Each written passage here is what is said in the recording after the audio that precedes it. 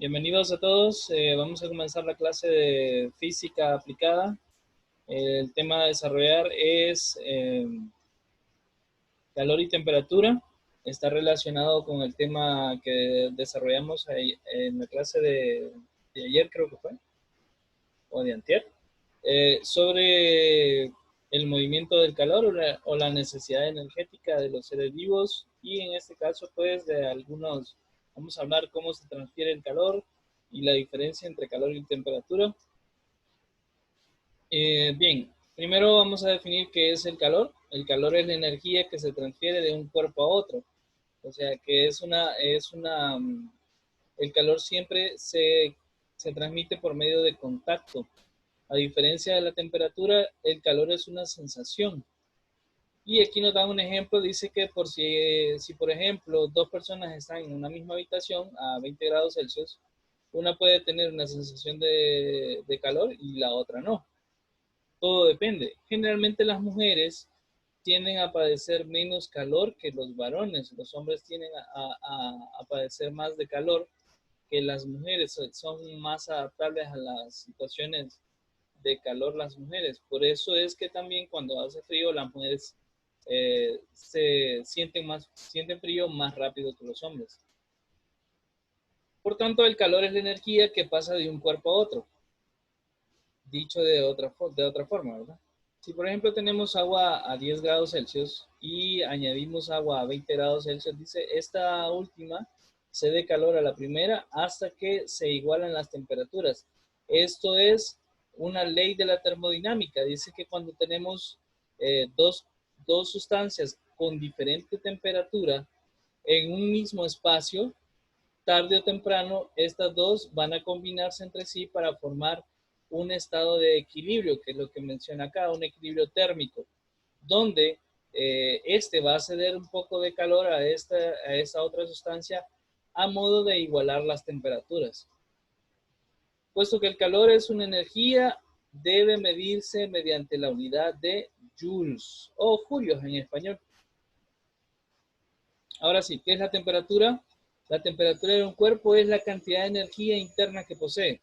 Esta energía interna es debido a la suma de las energías cinéticas de la partícula de un cuerpo, las cuales están siempre en movimiento. Cuando nosotros agregamos energía a un cuerpo, pues su temperatura aumenta, lo que quiere decir que el calor aumenta. Si nosotros restamos energía a un cuerpo, la temperatura disminuye debido a que las partículas de un cuerpo, si nosotros agregamos energía, tienden a vibrar. Ya están vibrando, todas las partículas de los cuerpos están vibrando, nada más que si nosotros agregamos energía, pues las partículas tienden a hacer un movimiento de vibración más dinámico. Mientras que si les restamos energía, lo que van a hacer es que se van a mover un poco más lento. La temperatura de un cuerpo depende de la cantidad de calor que se suministra o la cantidad de materia que posee.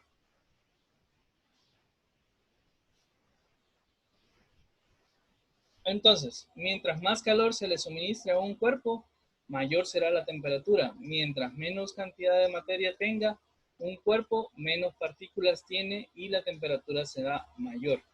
O sea, si nosotros agregamos calor, por ejemplo, le agregamos 20 grados Celsius a un gramo de hierro, la temperatura va a ser una, mientras que si le agregamos esos mismos 20 grados Celsius a, a 10 gramos de hierro, la temperatura va a ser menor que la que tiene el gramo de hierro, porque son más partículas y las partículas tienden a tener la misma temperatura, ya que están conectadas entre sí. Nosotros no lo podemos observar el fenómeno, pero así sucede. Ahora, ¿qué es? Vamos a ver esto de caliente y frío, ¿a qué se refiere? Cuando nosotros decimos que un cuerpo está frío, es que la temperatura del cuerpo es menor que la nuestra. Nosotros al contacto podemos sentir si algo está más caliente o está más frío que nosotros. Generalmente la temperatura ambiente siempre está a menor temperatura que la de nosotros. Está entre un promedio de, aquí en Tegucigalpa, en un promedio de 28 a 30 grados. pero nuestra temperatura corporal es de 37 grados o 36 grados Celsius. Entonces, la mayor parte de las cosas que nosotros podemos tocar, si ustedes tocan la pared en este momento, ahorita que ya está un poco adentrada la tarde, pues van a sentir que la temperatura de la pared de repente es más fría que su cuerpo. Entonces, si nosotros venimos y sentimos que lo que tocamos está frío, es porque tiene una cantidad de energía menor a la que tenemos nosotros en nuestro cuerpo. Mientras que si un cuerpo está caliente, cuando la temperatura del cuerpo es mayor que o sea, la temperatura de ese cuerpo es mayor que la de nuestro cuerpo. Por tanto, hablaremos de caliente o frío, hablamos de que es una sensación, que lo mencionábamos anteriormente, que esto del calor es una sensación. Bien, efectos del calor sobre el cuerpo, dice, cuando damos calor a un cuerpo, variamos su temperatura y por tanto variamos su tamaño y su estado. Eso es importante. Cuando nosotros agregamos calor a un cuerpo pueden suceder dos cosas. Puede suceder la dilatación del cuerpo o la concentración, dependiendo del caso. O también puede cambiar de estado físico. Más adelantito vamos a ver cuáles son los estados físicos que ustedes ya saben cuáles son. La dilatación se refiere a que un objeto, un cuerpo, cuando le agregamos calor, lo que puede hacer es que, dependiendo de la característica del objeto, puede expandirse, o sea, aumentar su volumen. Mientras que hay otros objetos que cuando agregamos calor, disminuyen más bien su volumen.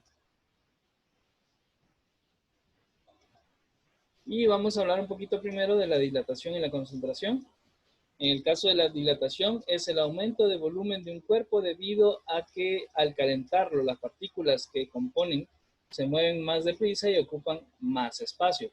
O sea, empiezan a vibrar y entonces como empiezan a vibrar chocan unas con otras y se separan más de lo normal.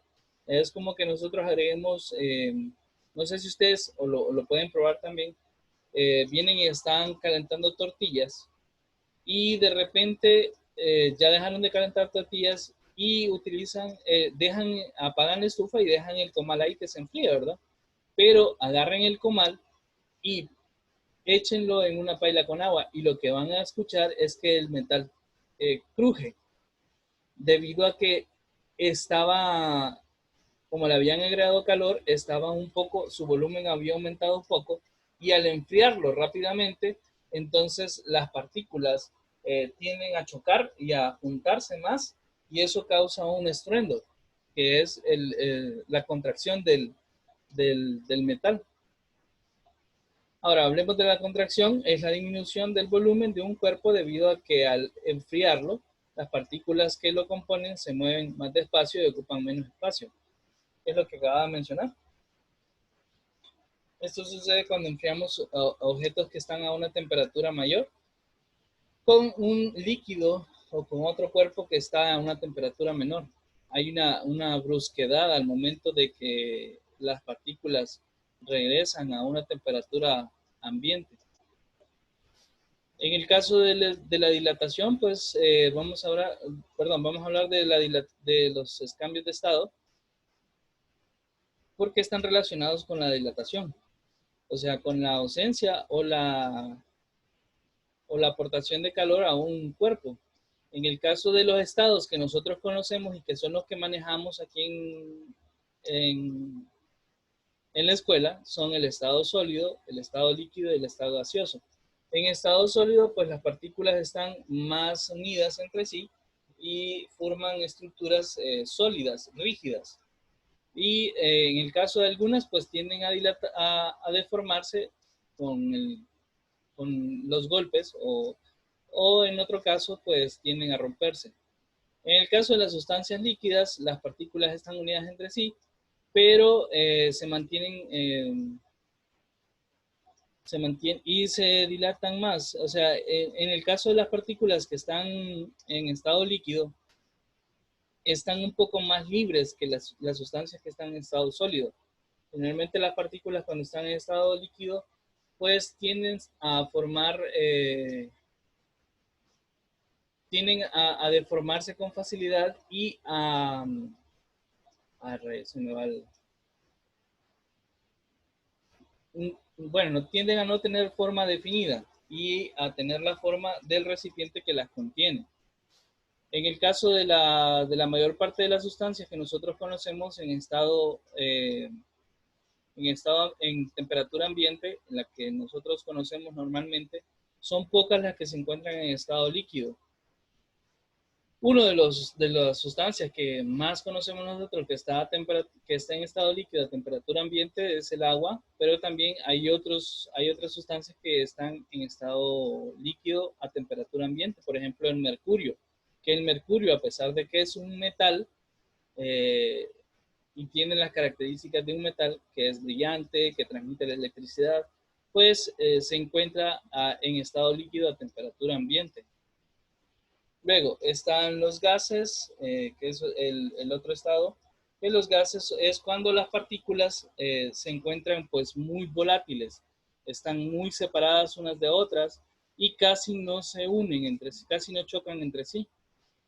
Venir y calentar un gas es más complicado que venir y calentar un líquido o un sólido, debido a que para que se caliente el gas necesitamos que las partículas entre sí pues tienden a tener algún tipo de contacto para que se transfieran la energía, pero eso es un poco complicado.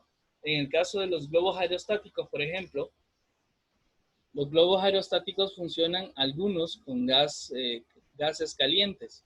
Lo que hacen es que ellos recolectan el gas dentro de una bolsa, que es lo que le da la forma al globo, y adentro del globo pues tienen una estufa que calienta el gas adentro del globo, y de esa manera pues el gas de adentro se vuelve más liviano y eso es lo que lo hace flotar.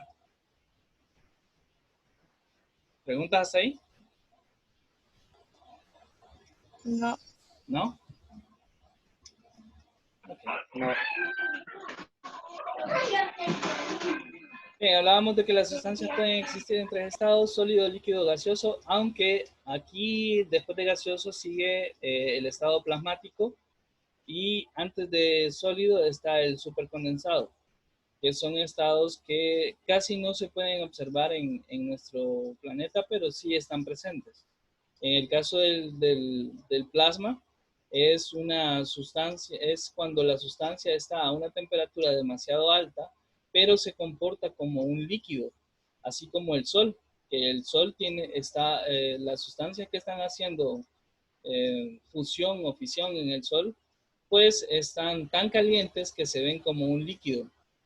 Mientras que el estado sólido básicamente están tan condensados los átomos, tan comprimidos, que prácticamente forman un solo átomo con los electrones alrededor y todos los núcleos están en el centro. Es un estado bien difícil de ver, pero también se puede observar.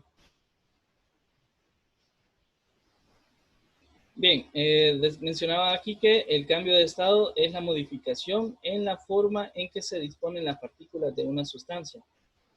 Los cambios de estado pueden ser progresivos si se producen suministrando calor o regresivos si se producen desprendiendo el calor.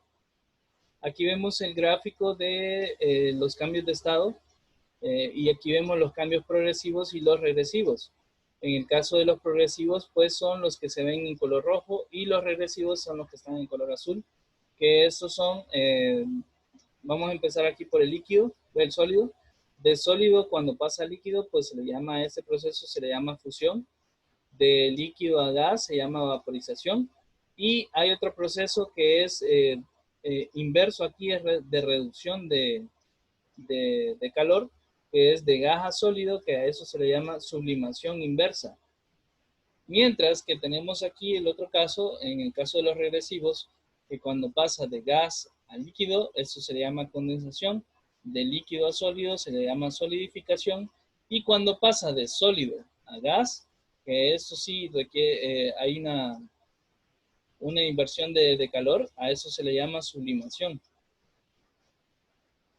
Fíjense que es más común ver que un gas pase a estado sólido. La sublimación inversa es más común que ver un sólido pasar a gas inmediatamente. Para que esto suceda, debe haber demasiada calor y presión para que pase de un solo de estado sólido a estado gaseoso. Pero nosotros, por ejemplo, la gente en Canadá o en los países fríos puede venir y hervir un poco de agua que esté a punto de ebullición y soltarla en el ambiente y se va a hacer sólida de un solo. No va a pasar por el estado líquido, sino que va a pasar de un solo a estado sólido debido a que la temperatura en esos países donde nieva es muy baja. Entonces, las partículas que están en el aire desprenden el calor demasiado rápido como para que pase primero por el estado líquido y en vez de eso pasan de estado gaseoso a estado sólido. ¿Preguntas ahí? Nada. Bien, hablando de cambios de estado, vamos a hablar acerca de dos fenómenos que sufre la materia, que son la temperatura de fusión y la temperatura de ebullición. La temperatura de fusión es cuando la sustancia se vuelve sólido debido a la pérdida de temperatura, mientras que en la temperatura de ebullición es la temperatura justa cuando pasa de estado líquido a gaseoso. Y en este caso de la temperatura de fusión es cuando pasa de estado líquido a estado sólido. Perdón, de estado sólido a estado líquido acá. Temperatura de fusión cuando pasa de estado sólido a estado líquido y cuando pasa de líquido a gas es la temperatura de ebullición. Bien.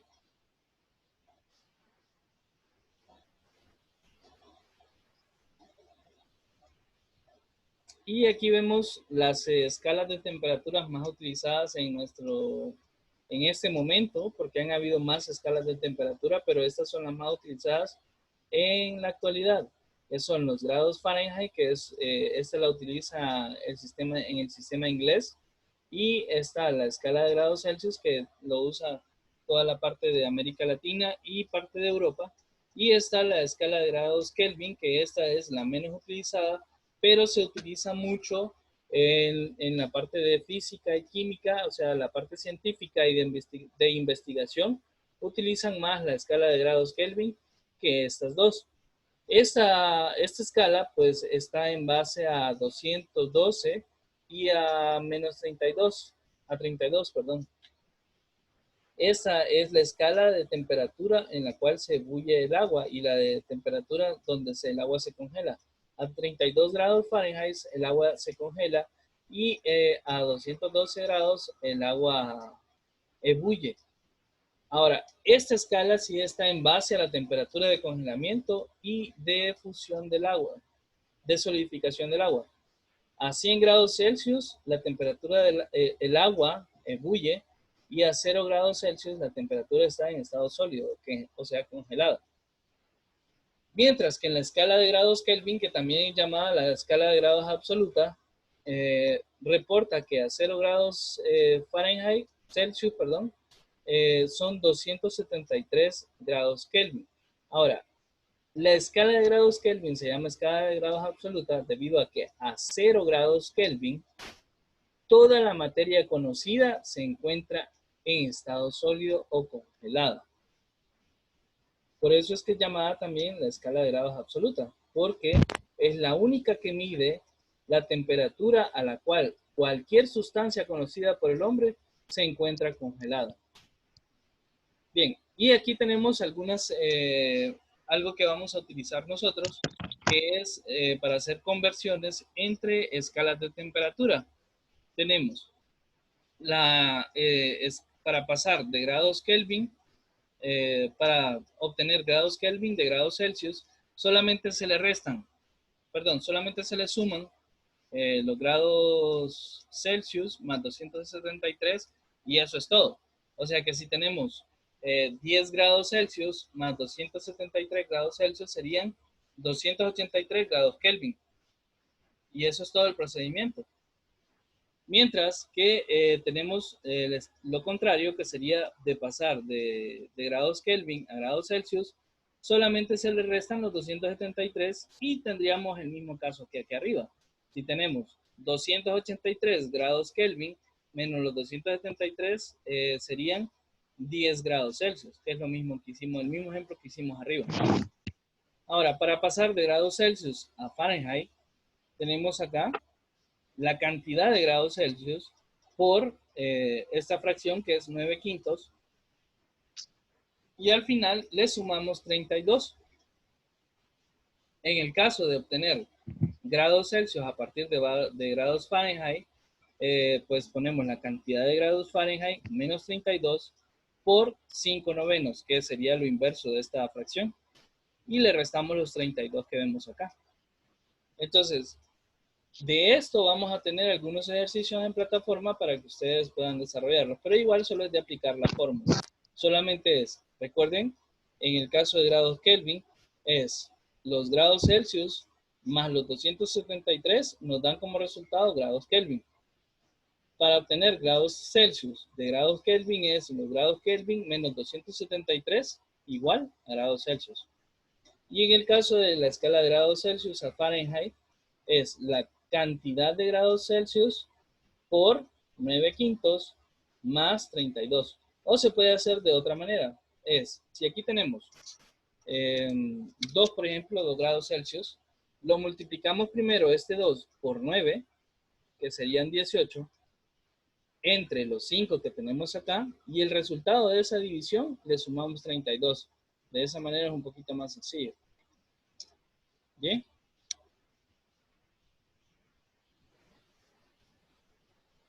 Vamos a hablar un poquito acerca del termómetro. El termómetro, bueno, en la actualidad, pues la mayor parte de los termómetros que utilizamos, si son de tubo de vidrio, pues lo que está dentro de un tubo de vidrio, de un termómetro de tubo de vidrio, es mercurio, debido a que es un metal muy estable y se puede medir la cantidad de, o sea, se puede medir su dilatación, y es bastante, ¿cómo decirlo? Um, exacto, es bastante exacto al momento de dilatarse. Si nosotros le agregamos un poco de calor, con solo tocarlo, su volumen aumenta. Entonces, y aumenta de forma constante. Entonces, por eso es que se utiliza para medir la temperatura en los instrumentos llamados termómetros. ¿Bien? Este instrumento pues permite a las personas medir la temperatura.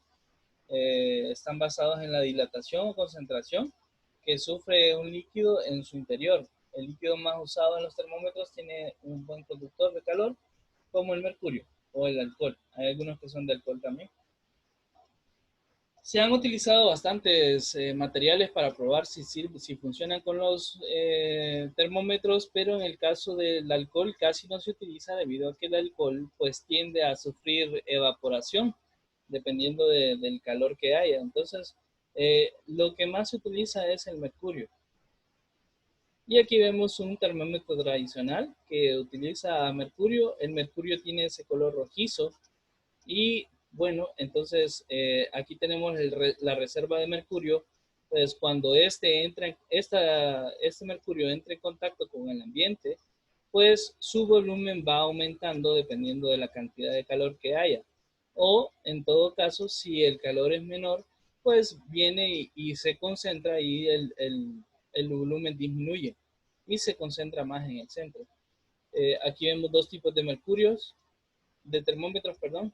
Vemos este de acá, es uno de alcohol, solo que está teñido en rojo.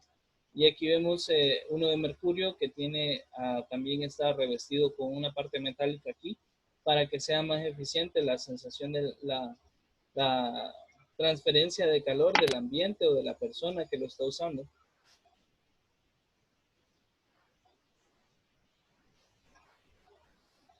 Bien, ahora vamos a hablar un poquito acerca de cómo se propaga el calor. En el caso del calor, se puede propagar de un cuerpo a otro de 3 formas distintas. La primera es por conducción. El calor se propaga a través de las partículas del cuerpo, ya que aumenta su movimiento y la transmiten a las partículas vecinas. Esta forma de propagación se da en los sólidos generalmente. cuando nosotros venimos, y aquí tenemos un ejemplo, acercamos calor a este extremo de aquí de esta varilla metálica, estas partículas absorben ese calor, pero como empiezan a vibrar, empiezan a chocar con las otras partículas que están a la par y les empiezan a transferir la energía calórica que ellas tienen o están recibiendo. Y se vuelve una reacción en cadena.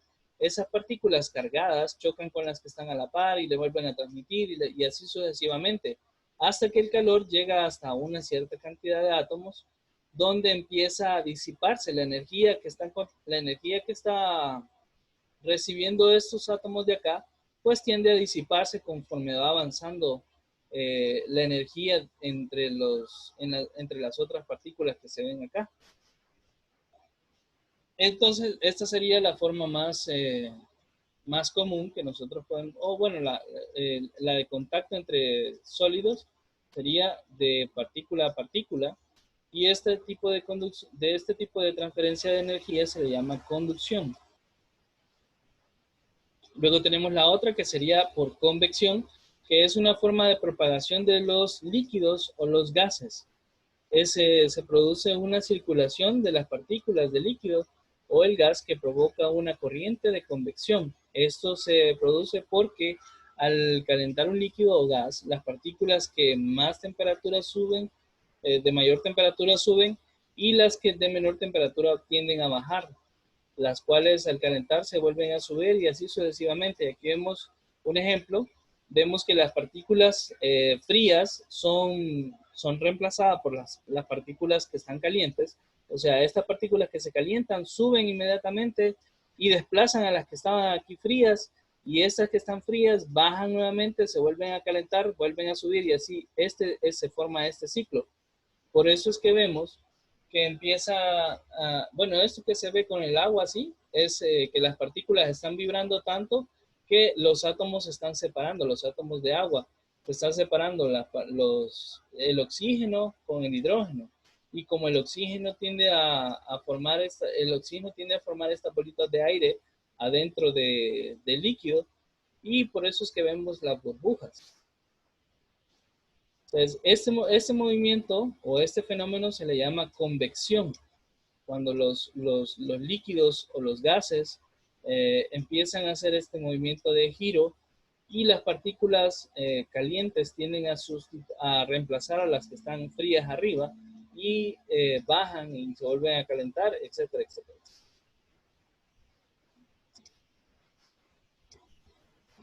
Ok, ahora por radiación, que sería la tercera forma, que es la forma en que se transmite el calor sin que participe un medio material. Por ejemplo, la luz del sol nos llega a nosotros diariamente por medio de radiación, porque el sol irradia la energía solar por medio de la luz y de unas pequeñas partículas que se llaman fotones. Ahora, vamos a hablar acerca de conductores y aislantes. En el caso de la materia que nosotros conocemos, o forma parte de los conductores o forma parte de los aislantes. Cuando hablamos de aislantes y conductores, pues estamos refiriéndonos a las formas en las que se transfiere el calor. Y en este caso, pues tenemos lo que mencionaba, dos tipos. Teníamos sustancias que pueden ser conductoras, que son todas aquellas que pueden transmitir o conducen el calor. En estos materiales el intercambio de energía se produce a gran velocidad, por eso producen sensaciones de calor o frío. Y por ejemplo están los metales, que los metales son la sustancia más eficiente para transferir o, o perder energía. Mientras que tenemos otras sustancias que son las aislantes, y las sustancias aislantes son todas aquellas que no conducen bien el calor. Por ejemplo, está el aire, eh, la, el vidrio, la madera, la lana, el plástico y otro montón de sustancias que no conducen el calor. Y como no conducen el calor, tampoco conducen la electricidad. Entonces están dentro del grupo la mayor parte de esas sustancias están dentro del grupo de los no metales, que son sustancias que no son muy buenas para conducir el calor. Por eso es que se utilizan para algunas cosas. Por ejemplo, en el caso de cocinar, es más recomendable utilizar una cuchara de madera que una de metal, porque nosotros a veces ponemos la cuchara de metal en la estufa y se calienta, y cuando la agarramos, pues inmediatamente nos transfiere calor y puede quemarnos. Mientras que la cuchara de madera, si se nos olvida dejarla y la dejamos ahí en la estufa, lo que va a pasar es que va a empezar a quemarse, pero nosotros la podemos agarrar y no nos va a quemar, debido a que no hay transferencia de calor por parte de la madera. Y así hay otro montón de sustancias que también ayudan a que también son aislantes. Aunque hay un tipo de sustancias que también son intermedias, que también se les llama semiconductores. Los semiconductores tienen características de los aislantes, pero también tienen características de los conductores. Y en el caso de la piel, vamos a hablar un poquito acerca de la sensación de la piel. Vemos que en el caso de la piel tenemos algunos receptores para la temperatura, que son los corpúsculos de Ruffini, que detectan las sensaciones de calor y se encuentran en la zona superficial de la piel, abundan en la cara. Mientras que también tenemos los corpúsculos de Krauss, que estos detectan las sensaciones de frío y se encuentran en las zonas más profundas de la piel y abundan en la espalda. Por eso es que cuando nosotros tenemos frío, sienten un escalofrío en la espalda, dice la gente. Pero es por eso que la sensación de frío tenemos más receptores de frío en la espalda. Y aquí vemos un ejemplo de cómo se ven los corpúsculos de Ruffini. Y aquí tenemos una imagen de los corpúsculos de Krauss. Entonces, ¿preguntas hasta el momento, gente? Sí, ¿no? No. Hablen. Hola, digan por lo menos, para saber que están vivos. No se murieron ahí pegados a esa computadora. No, aquí estamos presentes. No, yo le quise preguntar algo y usted no me escuchó. Hola. Hola. ¿Nadie ahí? Bueno, pues esto sería todo por el día de hoy. Nos vemos en la siguiente clase. Los ejercicios los voy a subir el día de hoy.